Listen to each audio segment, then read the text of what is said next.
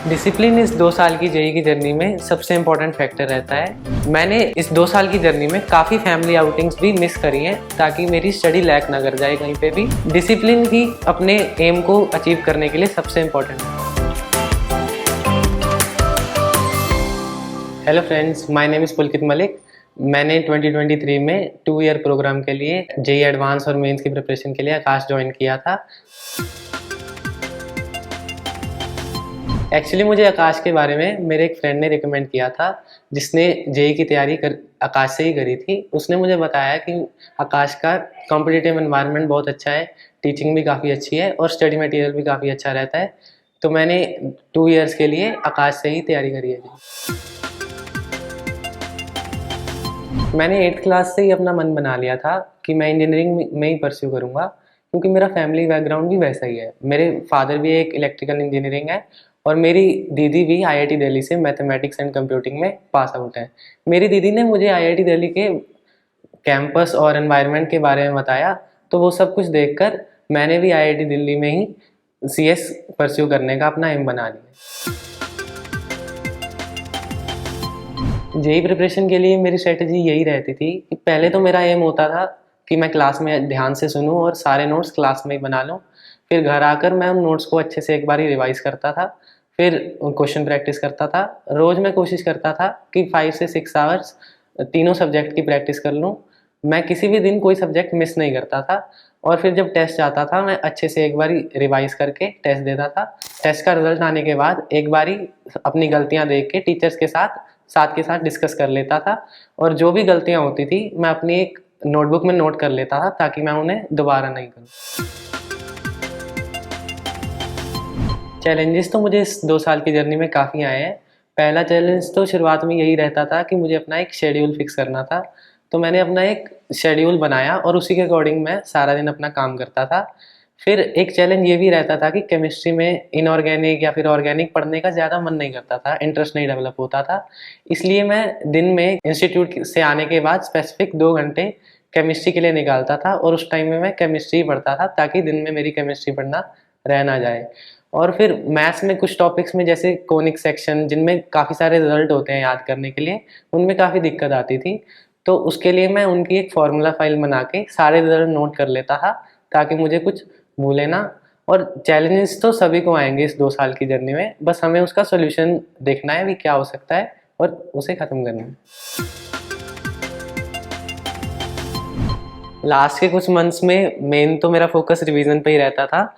मैंने पहले हर चैप्टर के नोट्स रिवाइज किए, वीक टॉपिक्स आइडेंटिफाई करे, उनकी थोड़ी ज़्यादा प्रैक्टिस करी और मैं रेगुलरली टेस्ट देता रहता था। जो भी टेस्ट में मेरी गलतियाँ होती थी उसका एनालिसिस करता था और टीचर से डाउट समझ लेता था।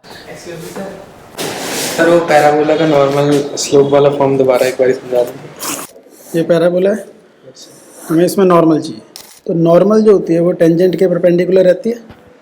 और टेंजेंट का इक्वेशन हमने पैराबोला में लिखा था y = mx + a/m। आकाश की फाइनल टेस्ट सीरीज ने तो मेरा सबसे ज़्यादा हेल्प किया।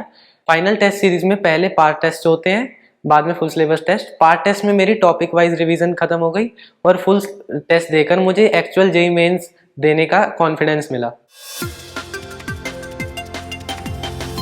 डिसिप्लिन इस 2 साल की जेईई की जर्नी में सबसे इम्पोर्टेंट फैक्टर रहता है।